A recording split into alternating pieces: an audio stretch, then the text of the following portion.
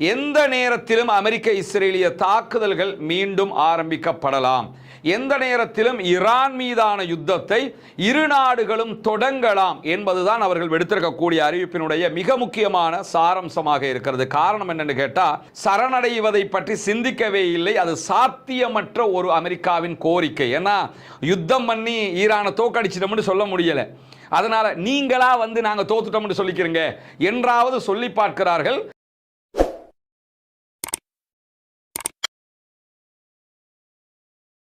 அன்புக்கினிய சகோதர சகோதரிகளே, நம் அனைவர் மீதும் ஏக இறைவனுடைய அமைதியும் கருணையும் உண்டாகட்டுமாக என்கிற உயரிய பிரார்த்தனைகளோடு, பாலஸ்தீனம் மீதான இஸ்ரேலிய ஆக்கிரமிப்பு இராணுவத்தினுடைய 2 ஆண்டுகால யுத்தம் முடிவுக்கு வந்து ஒரு யுத்த நிறுத்தமாக மாற்றப்பட்டு இன்றோடு 204வது நாட்களை நாம் கடந்து கொண்டிருக்கக்கூடிய இந்த சூழல்ல என்னவெல்லாம் நடக்கிறது? மத்திய கிழக்கில் குறிப்பாக அமெரிக்க இஸ்ரேலிய ஆக்கிரமிப்பு இராணுவங்களால் முன்னெடுக்கப்பட்ட ஈரானுக்கு எதிரான யுத்தம் ஒரு யுத்த நிறுத்தமாக தற்போது நடைமுறையில் இருக்கக்கூடிய சூழல்ல இந்த யுத்த நிறுத்தம் நிரந்தர யுத்த நிறுத்தமாக மாறுமா இல்லையா, அடுத்தது என்ன என்பதை பற்றிய செய்திகள் தான் இன்றைக்கும் கிடைத்திருக்கின்றன. குறிப்பாக இன்றைக்கு வெளியாகி இருக்கக்கூடிய ஒரு முக்கியமான செய்தி என்னன்னா, அமெரிக்க அதிபர் டொனால்ட் ட்ரம்ப் இன்றைக்கு தன்னுடைய ஆதரவாளர்களுக்கு மத்தியிலே உரையாற்றியிருந்தார்.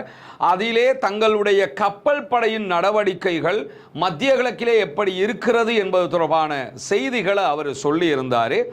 ஆல்ரெடி அமெரிக்காவினுடைய இராணுவத்தினுடைய செயல்பாடுகளை ஈரானுடைய போர்சஸும் ஈரானுடைய அரசும் நீங்கள் மொத்தமாக கடற்கொள்ளையர்களை போன்று செயல்படுகிறீர்கள் என்கிற குற்றச்சாட்டுக்களை தொடர்ந்து வலியுறுத்தி வந்த நிலையில இன்றைக்கு அமெரிக்க அதிபர் டொனால்ட் ட்ரம்ப் என்ன சொல்றாருன்னா, எங்களுடைய இராணுவம் ஒரு கடற்கொள்ளையர்களை போன்று செயல்பட்டு வருகிறது.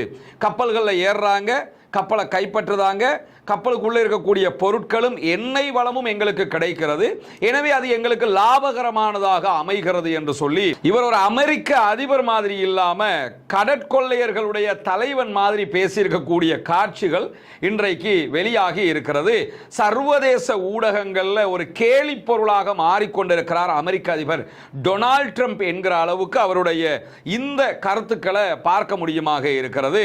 ஏன்னா கடற்கொள்ளையர்கள் தான் எண்ணெயை திருடுவாங்க, அதை கொண்டு போய் கள்ள சந்தையில் விற்பாங்க, அதில் இருக்கக்கூடிய பொருட்களை திருடுவாங்க, இந்த வேலையெல்லாம் பார்ப்பாங்க, அதைத்தான் நாங்களும் பார்க்கிறோம் அப்படின்னு சொல்லி இன்றைக்கு வெளிப்படையாகவே அவர் பேசியிருக்கக்கூடிய காட்சி தான் பரபரப்பான செய்தியாக மாறி இருக்கக்கூடிய சூழல்ல இன்றைக்கு ஈரானுடைய இராணுவ தலைமையகம் ஒரு முக்கியமான அறிவித்தலை விடுத்திருக்கிறது. அது என்ன அறிவிப்பு என்று சொன்னால், எந்த நேரத்திலும் அமெரிக்க இஸ்ரேலிய தாக்குதல்கள் மீண்டும் ஆரம்பிக்கப்படலாம், எந்த நேரத்திலும் ஈரான் மீதான யுத்தத்தை இரு நாடுகளும் தொடங்கலாம் என்பதுதான் அவர்கள் விடுத்திருக்கக்கூடிய அறிவிப்பினுடைய மிக முக்கியமான சாராம்சமாக இருக்கிறது. காரணம் என்னன்னு கேட்டா, அமெரிக்க இஸ்ரேலிய ஆக்கிரமிப்பு இராணுவங்களுடைய தாக்குதல்களால ஈரானை மண்டியிட வைக்க முடியவில்லை.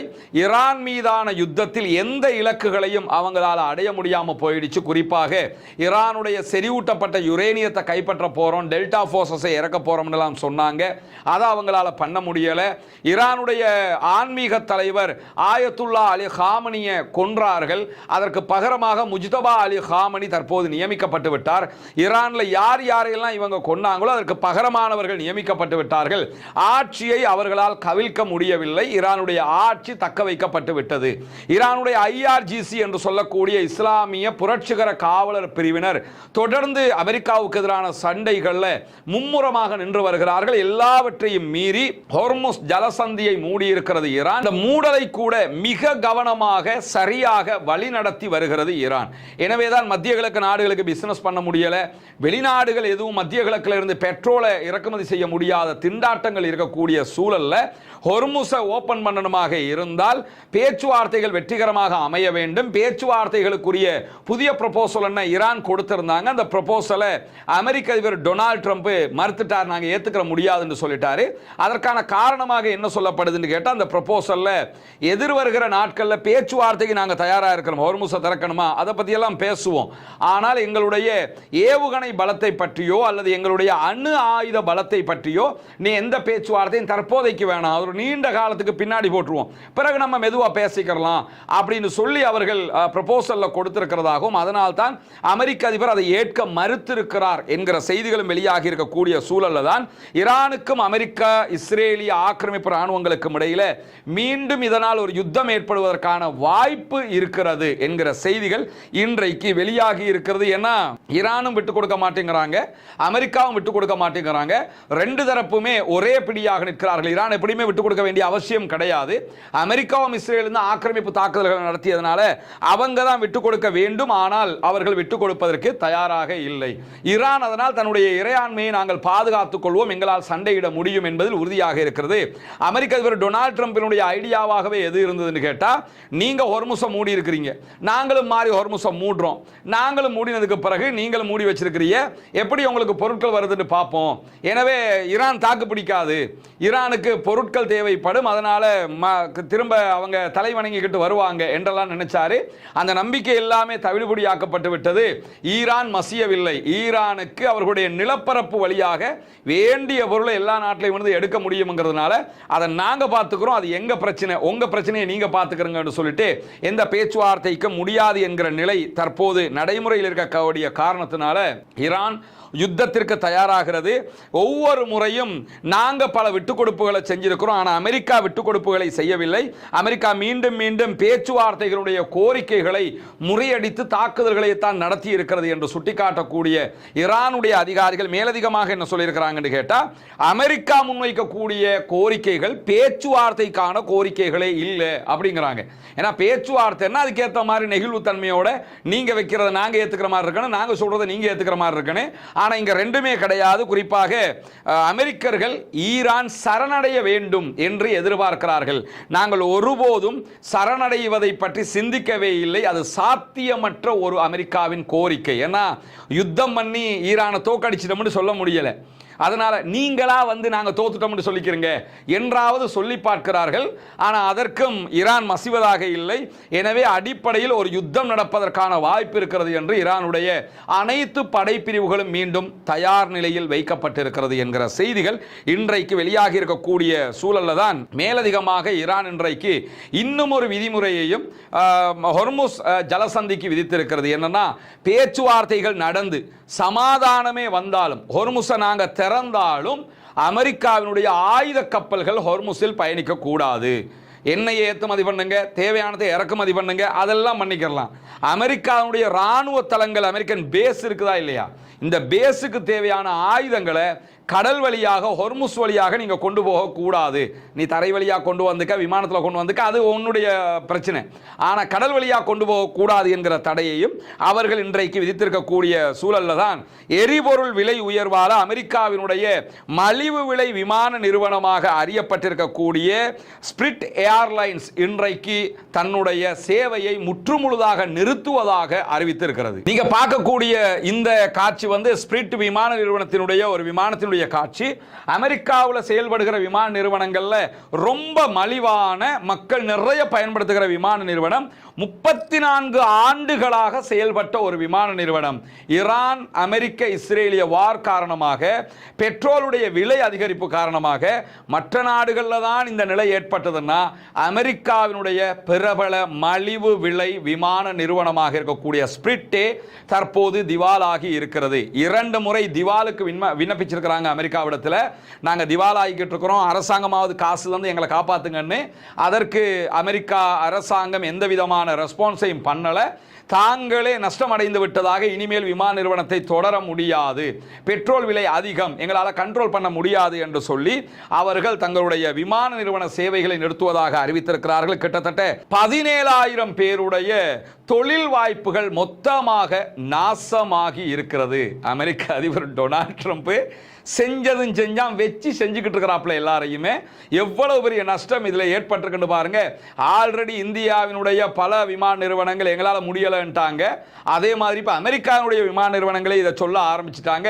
இதுக்கெல்லாம் ஒரே வழி, ஈரான் அவன் பாட்டில் விடுறது மட்டும்தானே தவிர வேறு எந்த வழியும் கிடையாதுங்கிறதை நம்ம புரிஞ்சுக்கிறோம். அதே மாதிரி இன்றைக்கு யமனுடைய கடற்பகுதிகளில் ஒரு கப்பல் தாக்குதலுக்குள்ளாகி இருக்கிறது, கடத்தப்படுகிறது என்கிற செய்திகள் இன்றைக்கு வெளியாகி இருந்தது. அந்த செய்தியை பிரித்தானியாவினுடைய கடல் பாதுகாப்பு சேவை மையம் தான் அறிவித்திருந்த நிலையில் சற்று நேரத்துக்கு முன்பதாக வெளியாகி இருக்கக்கூடிய தகவல்கள் பிரகாரம் ஆயுதமேந்திய நபர்கள் எண்ணெய் கப்பலை கைப்பற்றியதாக யமனுடைய கடலோர காவல் படை அறிக்கை வெளியிட்டிருக்கிறது. இந்த கடலோர காவல் படைங்கிறது ஹவுதீஸுக்கு சொந்தமானது கிடையாது.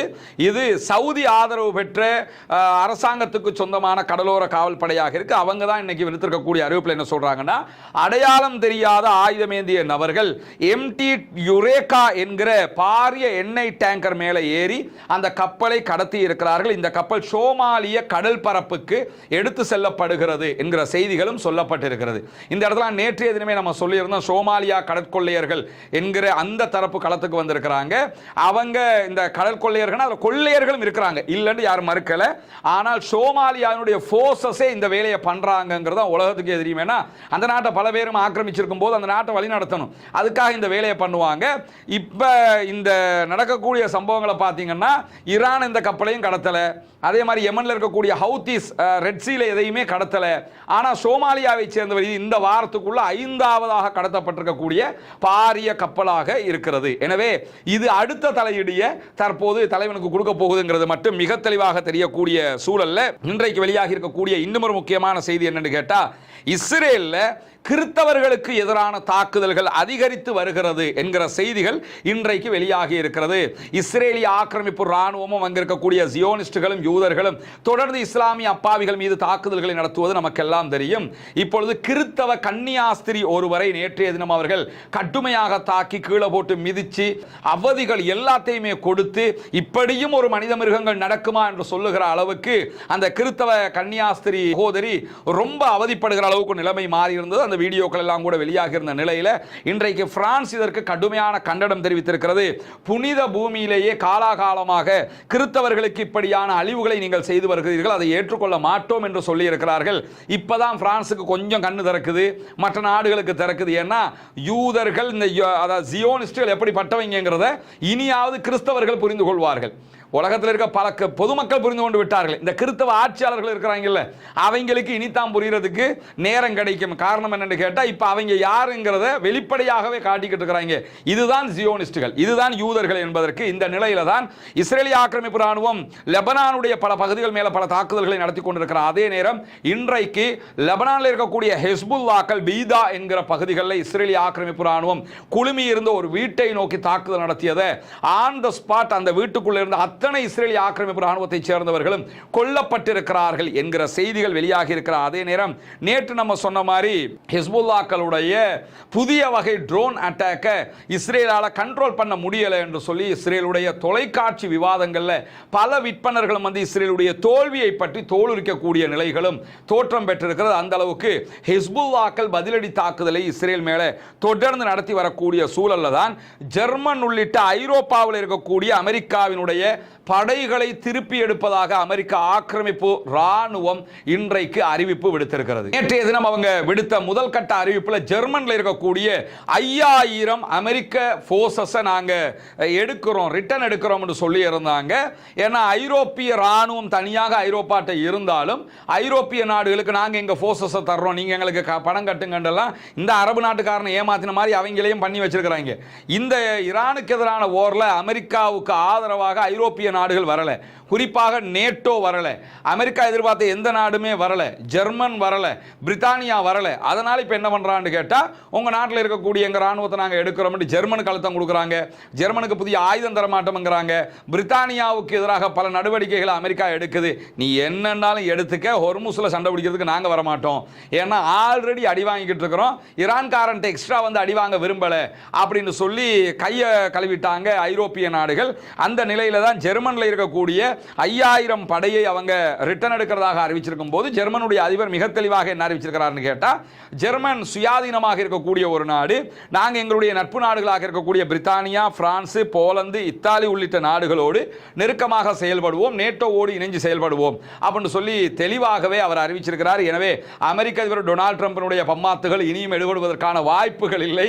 ஒரே ஒரு ஆளு மொத்தமா காலி பண்ணிட்டாப்ல, அமெரிக்காவை காலி பண்ணி, நேட்டோவை காலி பண்ணி, ஐரோப்பிய கூட்டமைப்புகளை காலி பண்ணி, அரபு நாட்டுக்காரன் அவங்கள நம்பியிருந்த அத்தனை பேரையுமே காலி பண்ணி, மொத்த இடத்தையுமே காலி பண்ணிட்டாப்புல.